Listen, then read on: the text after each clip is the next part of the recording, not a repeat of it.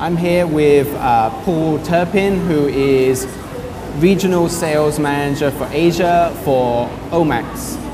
Thank you very much for coming and giving us this interview. My pleasure. Thank you. First of all, I'd like to know, what is your vision for maybe the next 3 to 5 years for Omax? What are you going to focus on as far as marketing strategy? We've just introduced our new EnduroMax pump. Gives more pressure, longer reliability, less operational costs, and that's where we're focusing, is in improving our product so that it's a little more seamless for people to operate. They just turn it on, run it, and it's dependable. It's unique in Thailand. The buyers aren't so focused on price as they are reliability and service, when it does need service. Something that we haven't seen before in Asia. Right. And how do you plan to promote yourself further in Thailand and the wider region? What is your focus?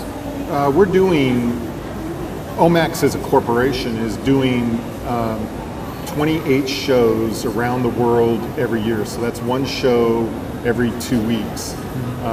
That's a lot. That's a huge investment. We think getting people educated in how to use the machine, hands-on, seeing what it can do for them at a show is probably the most important marketing tool we have that we can use. And what feedback are you getting from your customers, people who are interested, as to what their needs are right now? What are the main things that your customers are looking for? They want to cut faster. They want the machine to do everything, but most importantly, they want it to cut faster. And they still need the sharp corners, they still need a fine finish, they still need accuracy, but they want speed.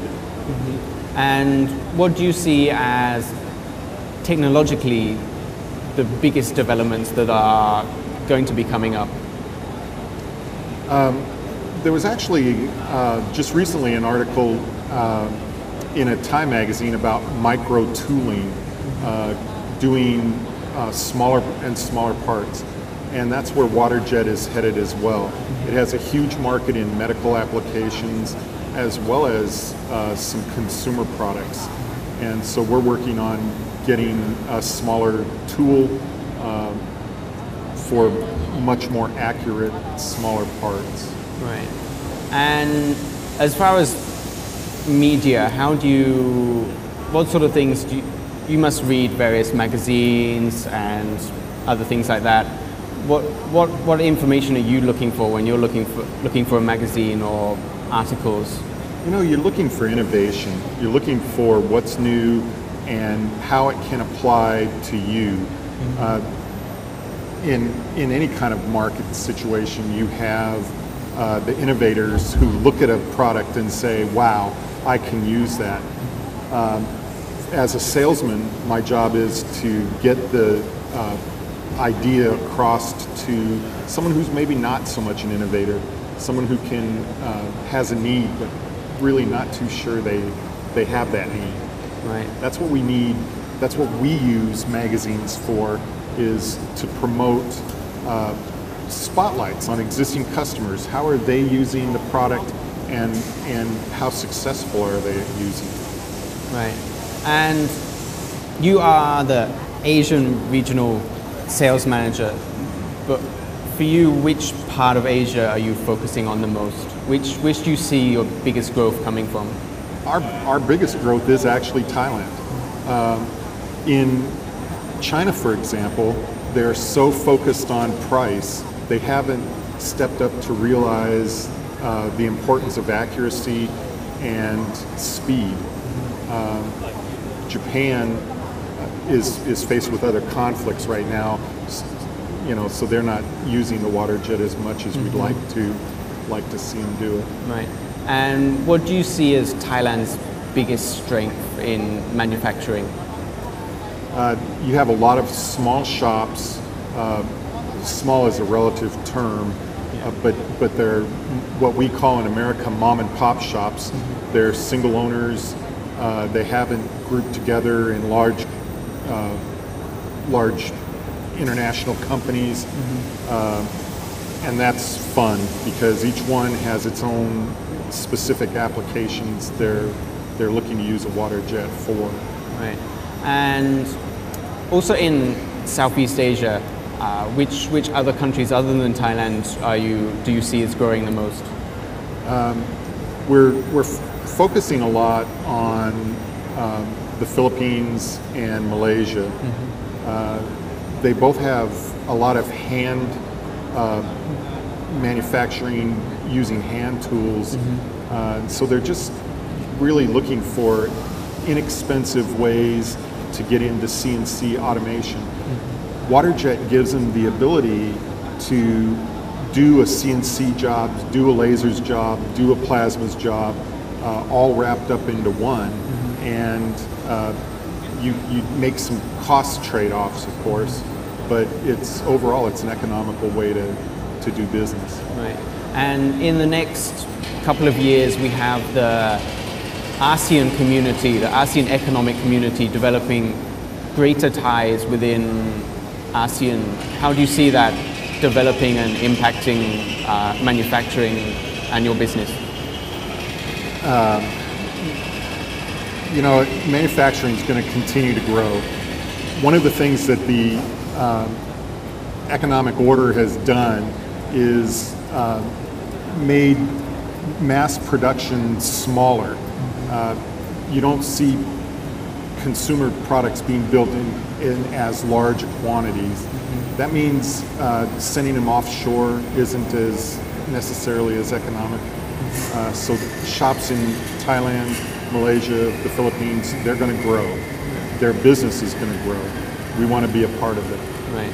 And if you compare Thai or Asian consumers to your customers in the States and Europe, what would be the main differences between the customers?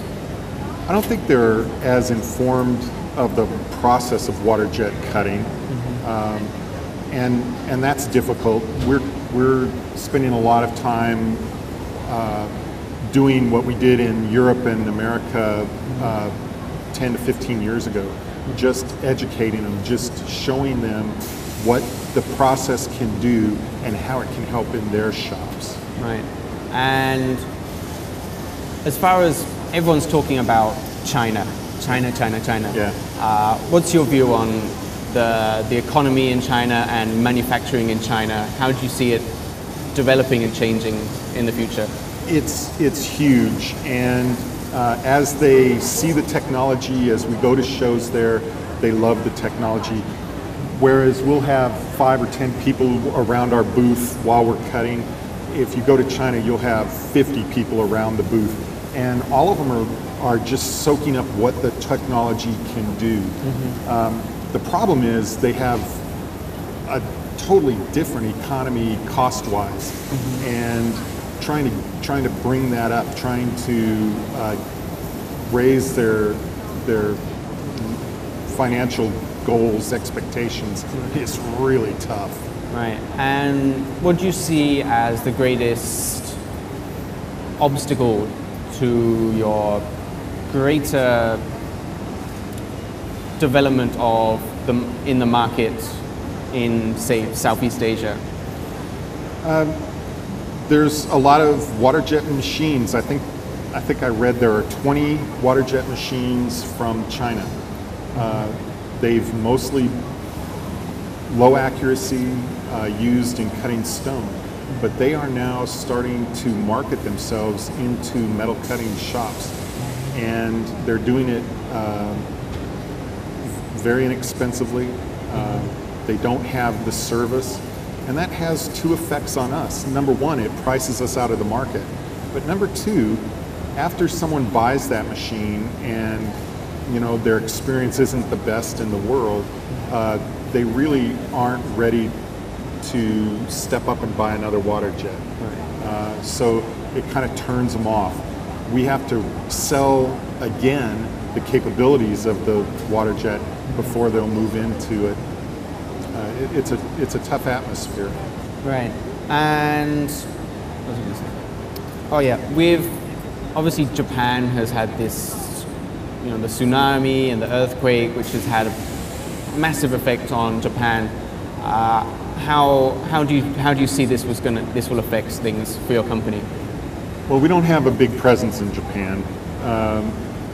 We've never really been able to break into their culture, and it's unfortunate. We want to. We've tried with different distributors. Our philosophy is to have a strong local presence who can provide service, application support, after market parts, and we've just never been able to reach that level in Japan. Right. So the effect on Omax is minimal. The effect on Japan is huge, but not so much on Omax. Do you think that many Japanese manufacturers are likely to move out of Japan and move to Southeast Asia or other Asian countries, or do you think they'll stay in Japan? I think they'll stay in Japan. The auto manufacturers are there. They are their entire policy, their way of doing business, their culture is to have small shops around the big auto plants, and that's not going to change. Just in time works for them. They're going to continue to use it. Right.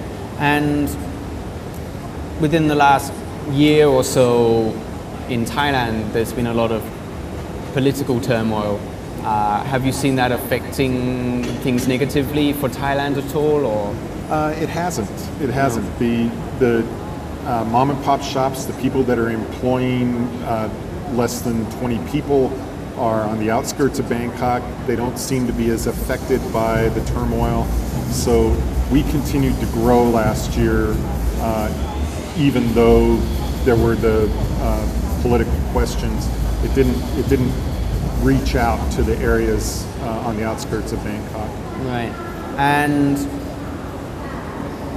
what sort of growth do you expect to get from Thailand in the next couple of years?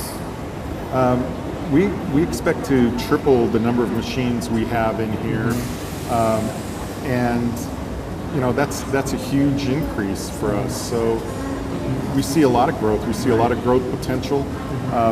As you walk around here, you'll see other abrasive water jet companies. I think there's 4 of them here. We all recognize that manufacturing in Thailand is not going away.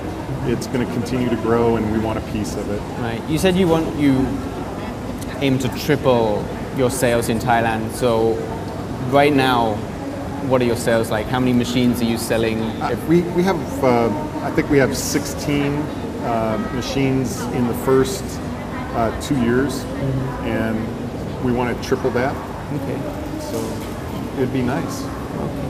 And are there any other factors you see as having a big effect on your business over the next couple of years? I think it's probably mostly in our control. Pricing, service, and offering what the customers need, offering the kinds of solutions the customers need, and that's all in our control. And what sort of technical changes are you working on at the moment? We just introduced some new software, and our policy at Omax is when you buy a machine, you get software upgrades for free for as long as you own the machine. So we introduced a new software at this show that allows you to stitch multiple paths together, so that instead of making a part and then doing it again and then doing it again, you can run it one time with 3 different effects. It just gives more capability for the customers. Right. And mostly your customers are who?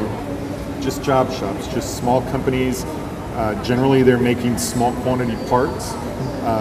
Today, they might be cutting copper. Tomorrow, they'll cut mild steel, and then they'll be cutting some washers and gaskets. Right. Okay. Thank you very much for coming and giving us this interview. It's been very interesting. Thank you very much. I appreciate it. Yeah, thank Thanks. you.